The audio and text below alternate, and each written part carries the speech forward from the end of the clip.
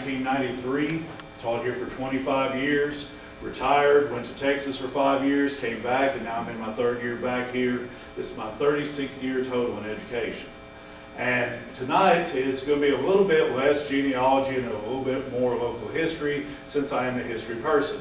But we'll throw in some genealogical stuff with it, and we have a lot of references that we'll tell you about, and we'll tell you about the things we do. So what we're going to be talking about tonight is the only Supreme Court case in the history of the United States that originated in Choctaw County. And it was a murder case that the murder occurred in 1939. The case went to trial in 1941, and the appeal went to the United States Supreme Court in 1944.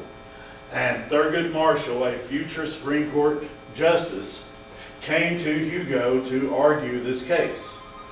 There goes your phone. Always fun. And see, we talked earlier about her doing the mouse work over here and me doing the mouse work up here, and I just forgot that I had a mouse.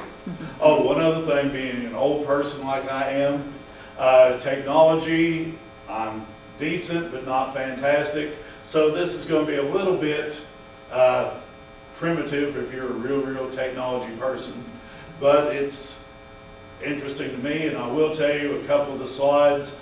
We could not find actual photos, so I used a couple of stock photos, and you'll be able to tell, and I'll let you know.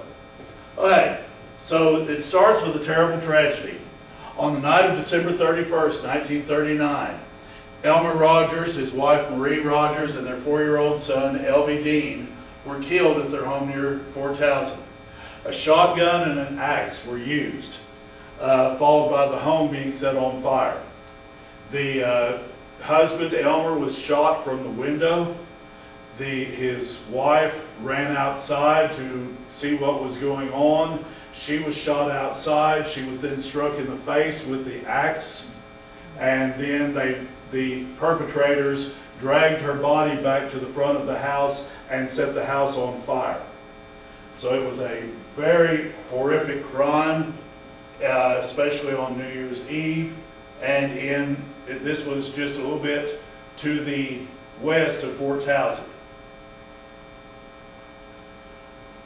Right, this was the Hugo Daily News from January 2nd, just a couple of days later. Mr. Horton was the local district attorney. He said there was murder beyond a doubt. X-rays showed buckshot in the deceased man's burned body. A convict was questioned, and we'll get to that very shortly. Frightened boy sticks to his story. 2 men shot Papa and Mama. And so we're going to get to, because 2 of the boys did survive. So that's our tale of survival. 8-year-old James Glenn Rogers escaped from the home, running away while carrying his 1-year-old brother, Billy Don. Just before the mother ran outside, she told James Glenn, "Get the baby and get away, run away." His brother, Elvie Dean, was very sound asleep, and he did not get him, but he did get the 1-year-old brother. And when he heard the shots outside, he was hiding. Someone came in. He saw a hand, which we'll get to that here in a moment. They blew out the lamp light, and then when they went back outside to drag the mother around, that's when he grabbed his younger brother and ran away. These are some photos from the newspapers of the time. That is the young men just shortly after it happened. This is from 2 different newspaper sources that we found. Notice that it says County Attorney Norman Horton and Sheriff Ray Harmon said the case is the most baffling that has occurred in a long time. The state will do everything possible to help clear it up. And the state would very much get involved. But the fact that the older brother and the younger brother escaped, after all the things died down, they went to live with an aunt and uncle in Ardmore. And so they continued to live on in Ardmore for the rest of their young life. very swiftly, there was an arrest made, just within a couple of days. A convicted murderer, Frank Wellman, was arrested and taken into custody. He had been convicted of killing his wife a few years earlier. There was a prison work camp crew working at the gravel quarries up there north of Sawyer. It was known throughout the county that these prison crew guys would often get away and just roam around, go hunting, go get drunk, go gamble. There was also a lot of discussion of a possible house of ill repute in Fort Townsend that they would frequent. But it was a pretty much known thing in the county that these prisoners were pretty much roaming free at night. They were working at the quarry during the day, but they were roaming free at night. Another prisoner by the name of Floyd Carpenter and a Sawyer resident who was not a prisoner named Houston Lambert were also brought in for questioning. When they were brought in for questioning in the January 6th edition of the Hugo paper, the Choctaw County DA, Norman Horton, said he believed that Wellman was definitely involved. And this is the Valiant newspaper from January 6th that says a suspect is being held in the triple slave. So it was out there, it was known that they had been taken in, and a lot of people thought that that was pretty much going to be the case solved right away. However, it gets crazy. Houston Lambert, who had been brought in, sang like a canary. But every time he sang a different song. It started out when his aunt, Pruda Warts, age 72, contacted the sheriff and said, "My nephew's a good boy. He may have had something to do with that, but he didn't kill nobody. I promise he didn't kill nobody." So she told the sheriff the story that a sister-in-law and a friend had come and told her that Houston was around for that, but he didn't kill anybody. So when she told the police that Houston came home and said he was forced at gunpoint to drive a car for those two prisoners, and when he came home, his hair and his clothes were burnt. And he implicated both of those two prisoners, Wellman and Carpenter, for doing the killing. He told the authorities and a Hugo News reporter a very similar story, and to explain the burned clothes and hair, he said he had ran into the house to try and save the child, and then he hid the murder weapons. Well, when the police took him out to the murder scene, he couldn't find where the weapons were. So whether he forgot or if he was lying in the first place is unclear. He would later change his story to include yet another man, an African-American man named D.W. Jordan. He said that Jordan actually drove the car. Well, the police went and rounded up D.W. Jordan, and D.W. Jordan had 13 kids, was at home with his wife and kids on the night of the crime, and didn't know how to drive. So obviously that part of the story fell through very quickly.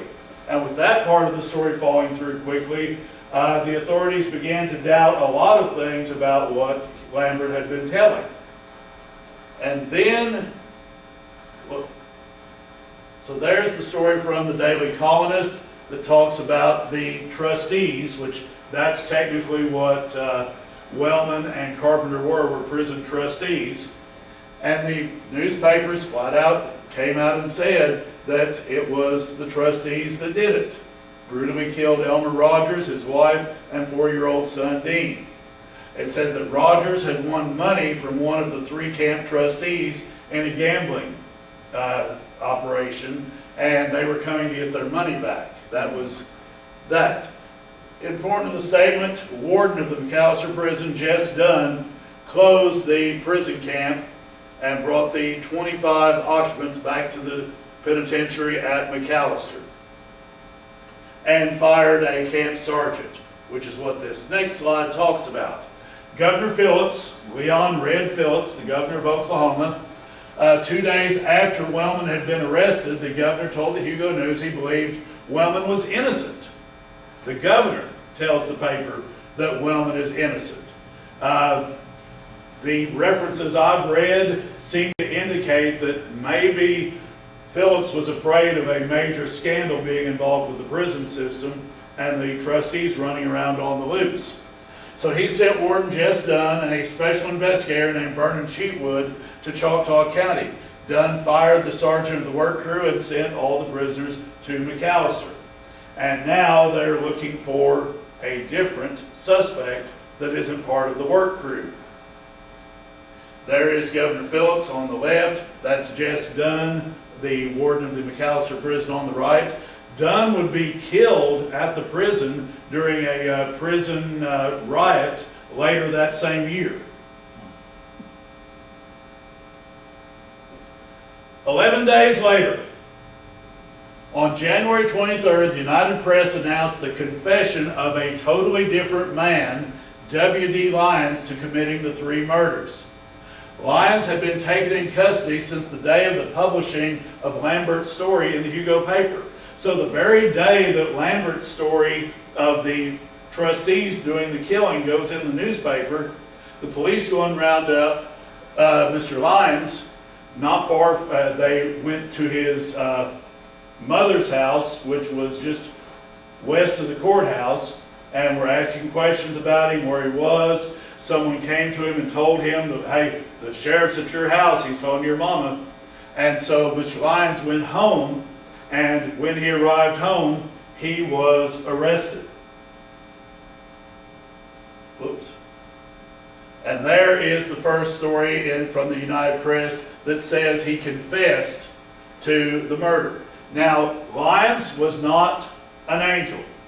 He had already spent time in prison for stealing chickens and robbery. And he had went by different names. He was known as W.D. Lyons, W.D. Gardner, W.D. Fleets. So he had been involved in some crime before. In his, well, to get to his sworn statement here in a moment, it says, well, we might as well do it now while it's here. They went to the Rogers home on New Year's Eve to rob Rogers, but after they arrived, they decided to kill Rogers, and he said that another man that was with him, named Van Bazell, actually did the shooting. Miss Rogers screamed, they shot her and chopped her with an axe. He borrowed the gun from Sammy Green, another person, to go rabbit hunting. But this confession came at 2:30 in the morning. So now we have 2 different confessions to the crime. Now, the arraignment happened. Now let's talk a little bit about proper crime and proper law enforcement techniques. Notice, they were brought into the courthouse to be arraigned on a Saturday. And also, they didn't get the confession from him until 11 days after they had taken him into custody. So for 11 days, he was in custody with no charges being filed at all. And then after they got the confession, they brought him and Van Benzel into the courthouse on a Saturday. 40 National Guardsmen were brought on to the courthouse lawn because they were afraid trouble might break out. At this point, Lyons did not have a lawyer, which this is 20 years before Gideon versus Wainwright, in which the Supreme Court ruled that all people arrested and accused of a crime have the right to an attorney, and to have an attorney present prior to questioning. Brazel did have a lawyer. It was announced that they would be tried separately for arson, robbery, and 3 counts of murder. Brazel would be released on bond 7 months later, but Lyons would remain in the county jail awaiting trial for over a year.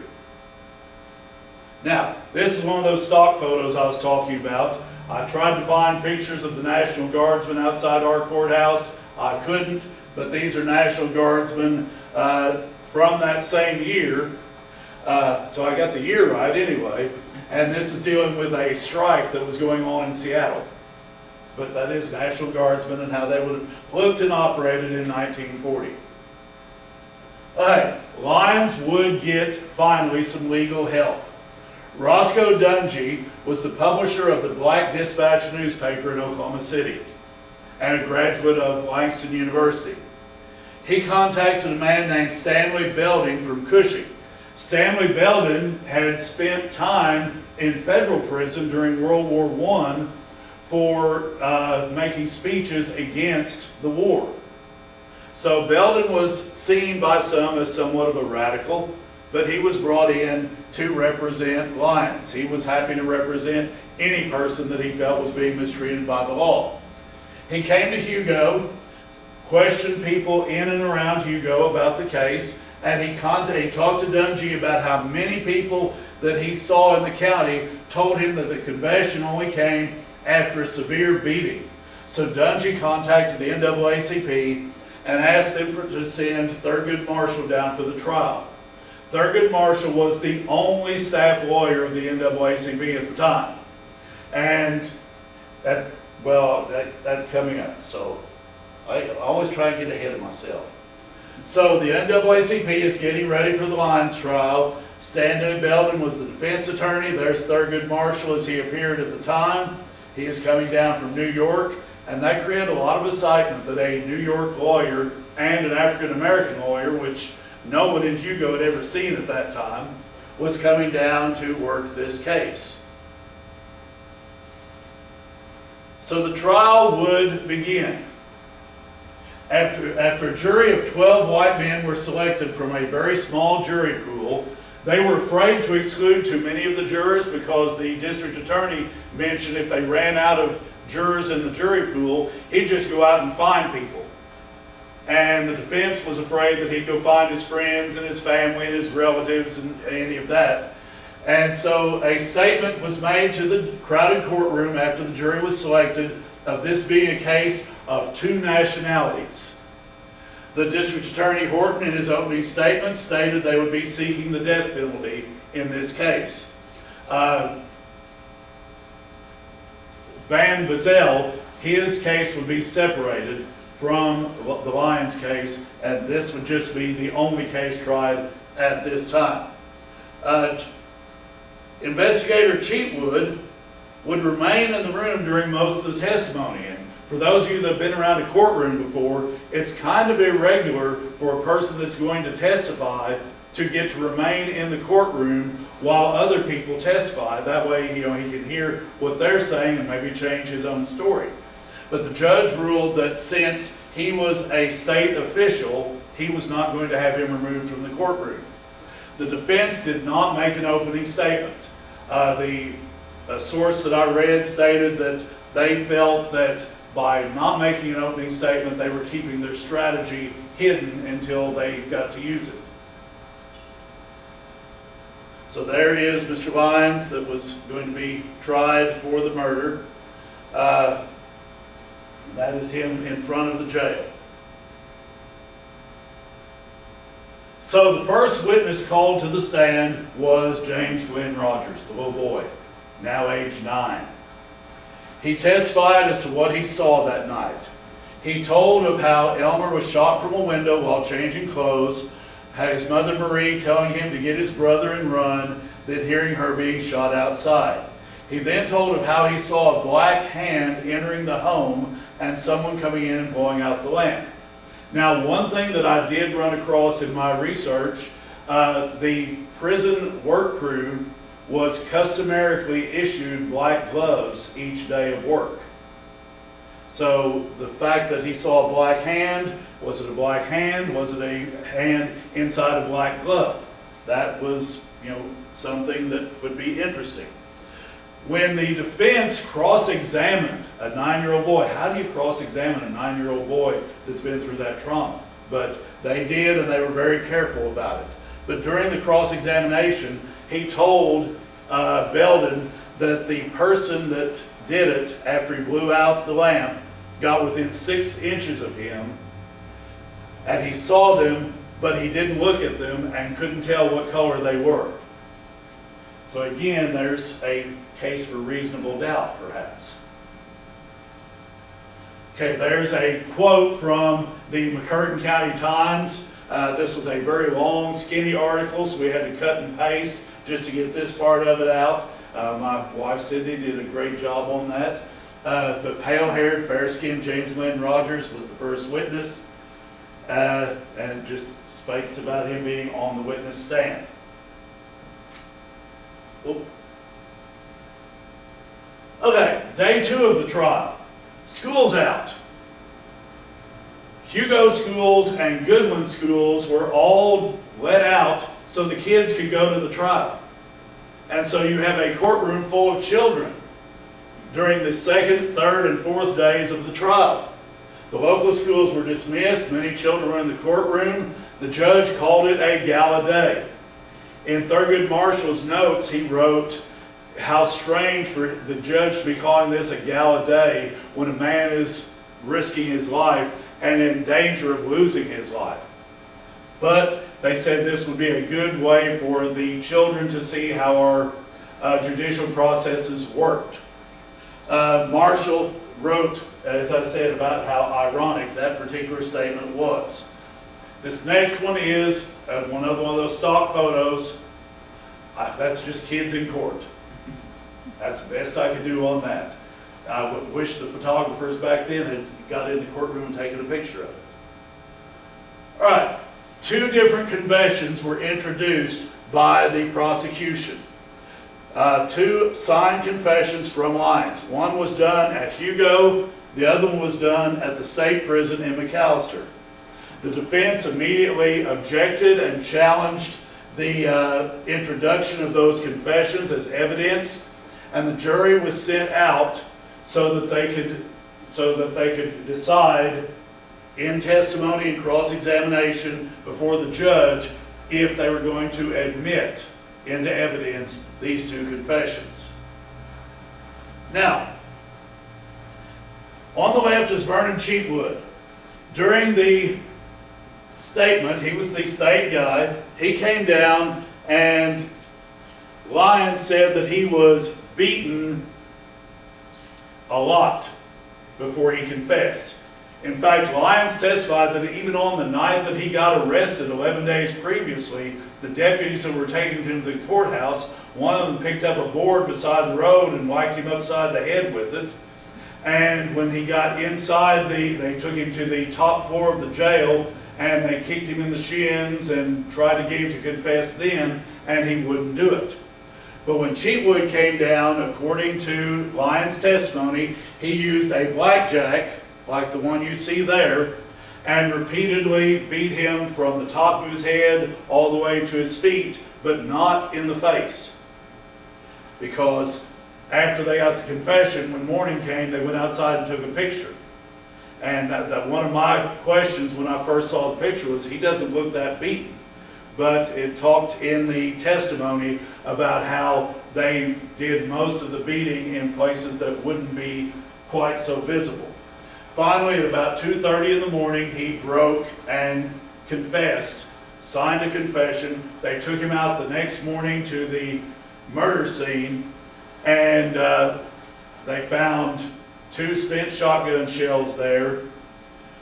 But at the murder scene, Lyons began to resist some of the things that they were saying he had done. There were hours and hours of beatings.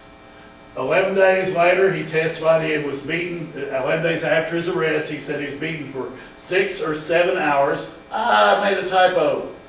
That's a heavy blackjack, not a heady blackjack. Shame on me. And that Cheatwood beat him with it in front of many witnesses. According to Lyons, he named 10 different people that were in the room. When D.A. Horton claimed that he was lying about it, Lyons said to Horton, "You were there, you saw it." And Horton said, "I'm the one who stopped them from beating you." So after the DA said he wasn't there, he then said, "I stopped them from hitting you." So that kind of got the attention of the crowd of people in the courthouse or the courtroom. The former sheriff, the sheriff that had been in office at the time of the questioning, got voted out that July, and a new sheriff was in. And the former sheriff was brought onto the stand.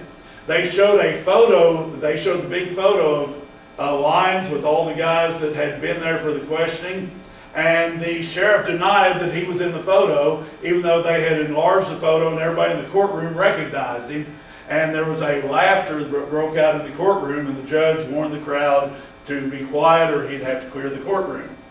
Cheatwood himself claimed to not knowing what a blackjack was, nor ever owning one. 5 different witnesses spoke of how Cheatwood had bragged to them about beating Lyons with that blackjack that he said he'd never owned. 3 of them were members of the victims of the Rogers family, and 2 of them were employees at the hotel where Cheatwood was staying, and one of them said he even brought it downstairs to show it to her. And when they asked her, has Cheatwood asked you not to talk about this? And she said, oh yeah, just last night he came and asked me to say I never saw the blackjack. She said, why are you, they asked her and said, why are you talking about it now? And she said, because I was raised not to lie. And I'm not going to lie here, and I'm not going to lie now. Now, the other remarkable point of this was all of the law enforcement people, and this was on purpose by the defense team, were questioned by Marshall, because he wanted to put them in position of having to answer questions of an African American man that had some authority over them in the courtroom. And their discomfort did end in some things coming out. At one point during the questioning, they brought in a bowl of burned bones and put it in Lyons' lap. This was while these 6 or 7 hours of questioning and beating was going on. There's the newspaper story that relates how the pan of bones was set on the lap. And the judge, as you can see there, a little teaser for the next slide, the judge threw out that first confession because it was obtained via a beating. So confession 1 got thrown out, but what about confession number 2? After hearing that testimony, Childress ruled the first confession had been made under extreme duress and was therefore inadmissible. The second confession, however, was made some hours later, about 10 hours later after Lyons had been awake for over 24 hours. And they took him to McAllister and took him on a tour of the death chamber and let him see the electric chair. And they said, this is what's waiting for you unless you confess. If you confess, you might not have to go to the chair. So he did sign the second confession in Jess Dunn's office. This confession was not thrown out. The judge ruled that Lyons was not being beaten during that particular confession, so that confession was entered into evidence. There's the actual electric chair that was at McAllister at the time, so that's the one they would have went by and seen. It's now in a museum. The verdict. Despite the fact that Marshall himself believed that 90% of the people attending the court hearing believed Lyons to be innocent, the jury returned a guilty verdict after 5 hours of deliberation. In what Marshall described as a surprise, they did not ask for the death penalty, but instead they chose life imprisonment with the possibility of parole.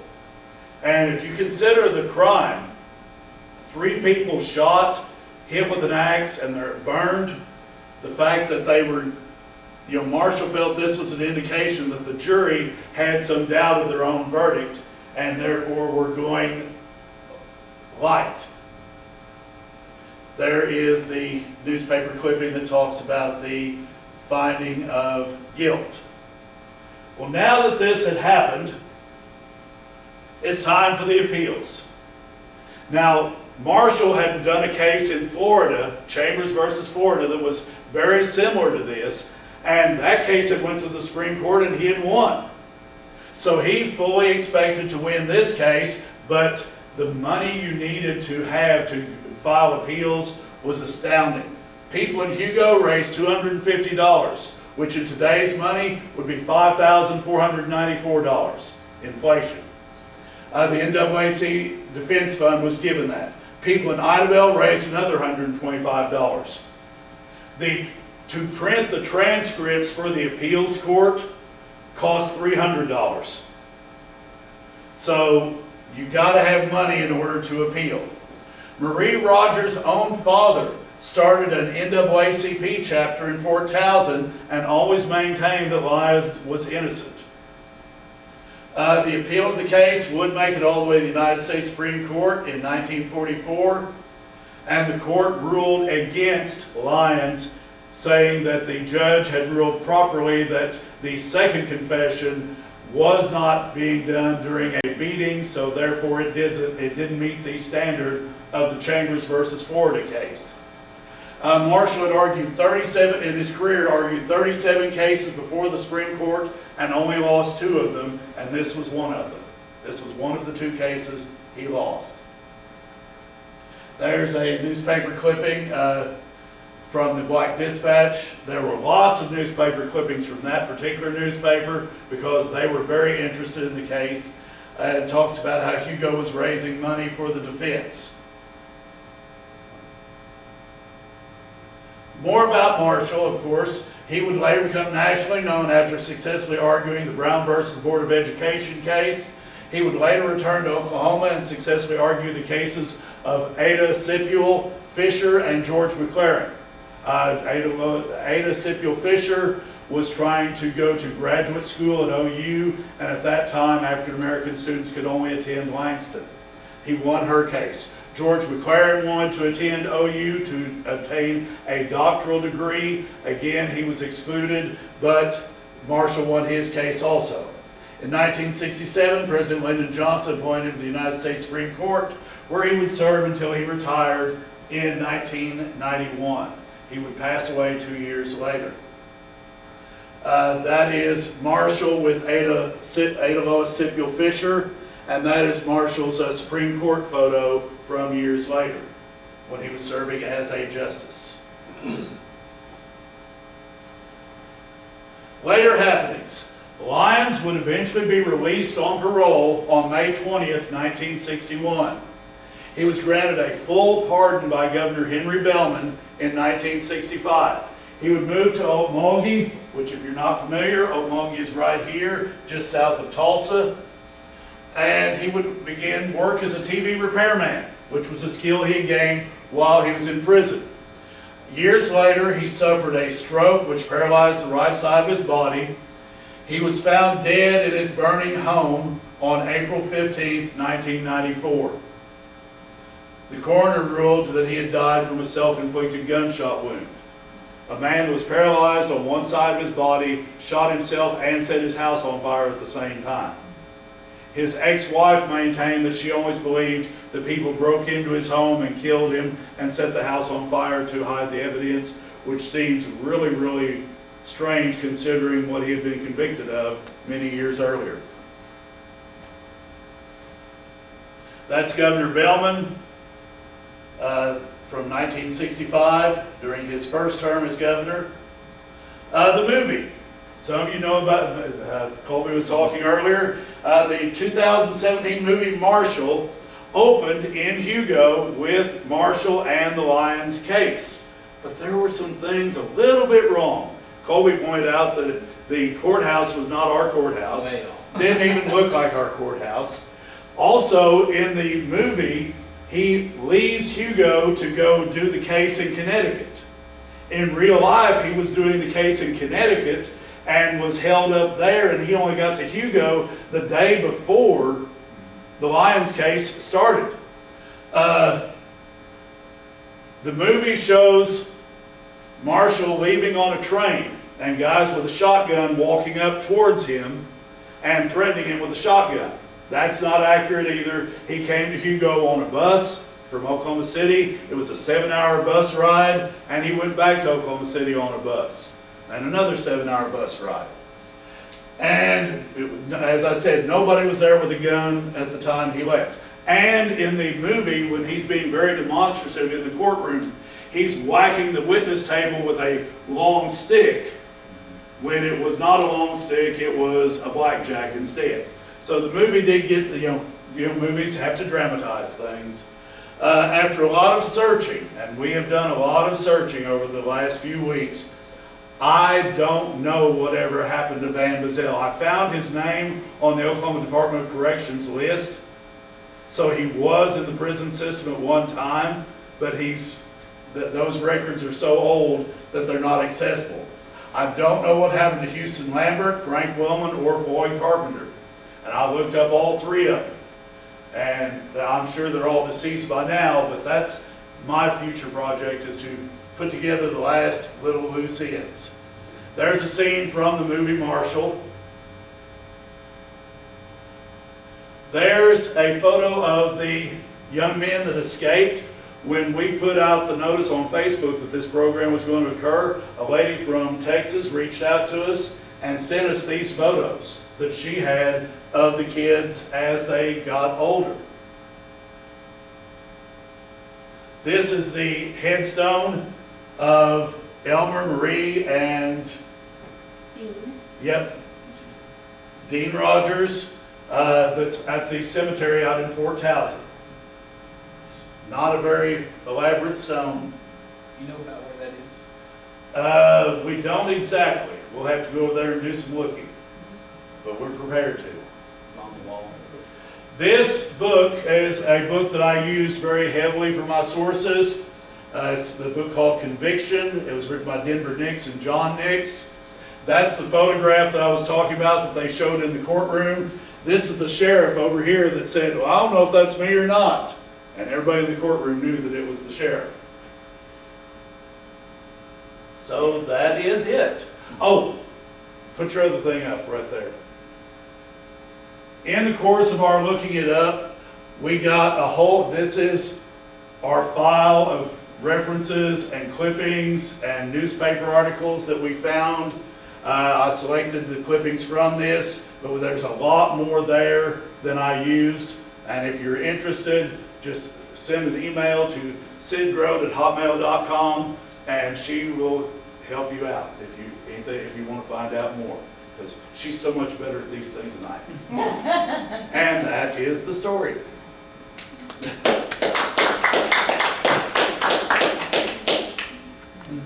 Oh, The rock crew and its prisoners. yes. Was it exclusively prisoners at the time working it, or was that just part of it? Like, did it shut the plant down? I'm sure, as far as I know, the prisoners were sent back. Whether the quarry itself remained open, I'm not aware. It wouldn't surprise me if they kept it open and they would have had to find, workers that they actually have to pay. Yeah. Because that was a kind of a thing back in those days. If you could get a prison work gang, and get them to do your work for you, that's extra profit. Basically. Extra profit. Anything else? Glad you said that. So the only trace of a motive for this was a gambling debt? That's the only trace of a motive, according to both Lyon's confession and the story that Lambert told. There had been a dice game or a gambling game going on, and Elmer Rogers had won $80, which back then, that you can see that was significant back then, and they wanted the money back. Yes. My father-in-law, Charles, my husband was telling me that he had talked to the older son, Okay.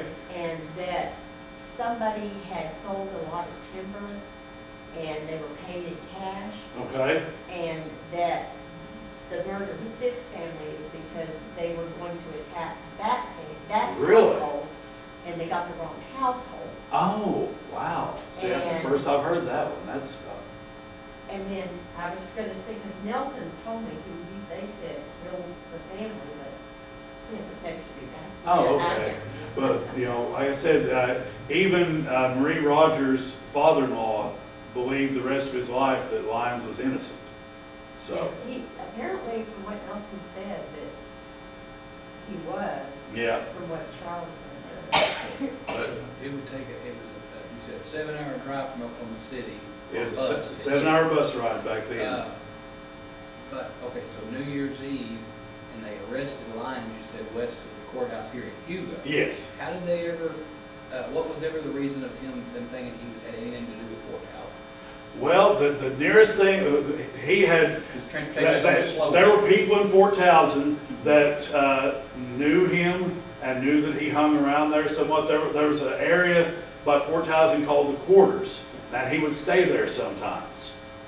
And Elmer and Marie lived right next to the Quarters, just in the next section line over, so it wasn't far away.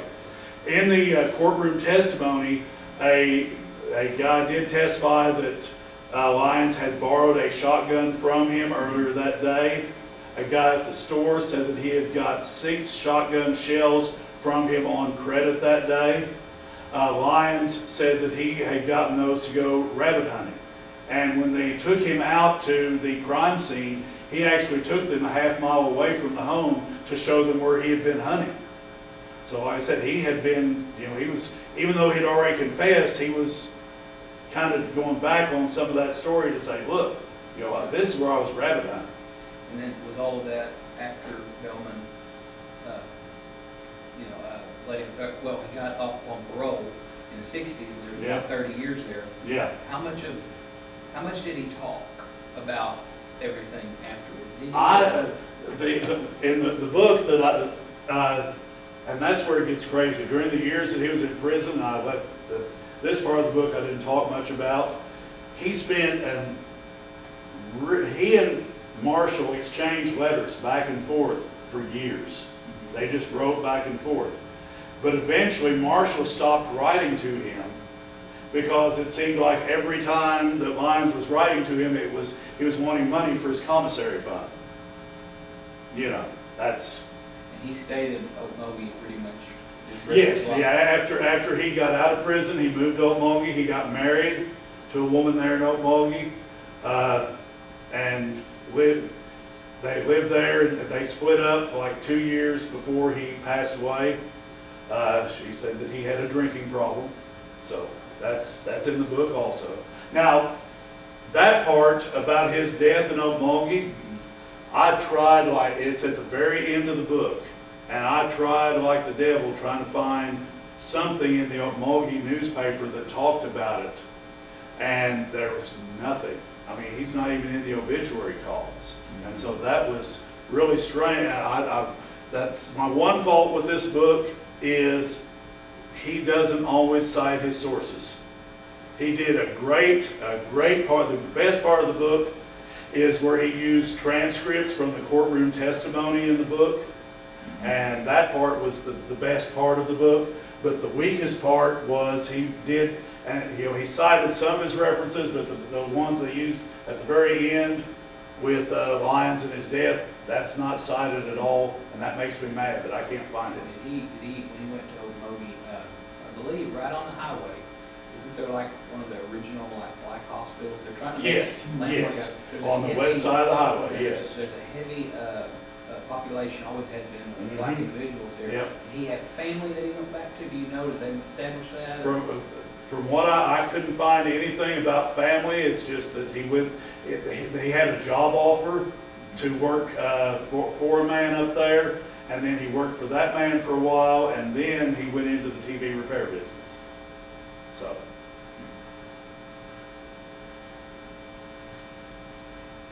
And the first time I ordered this book from Amazon, I paid for it and I didn't get the book, so I had to order it again. Or no, it wasn't from Amazon, it was from eBay. And is it available? Oh yeah, the book is available. Yeah, you can find it. It's there on Amazon. You can order it. I do. The only other goof in the book, and it just made me chuckle when I said it, when it talked about the part where the children were let out of school. It said the children from Hugo and Woodland were let out of school for the. Yeah. I was like, where's Woodland? Yep. When I said, wait, Woodland. Oh, Goodland. Yeah. This is way better than reading the book. Okay.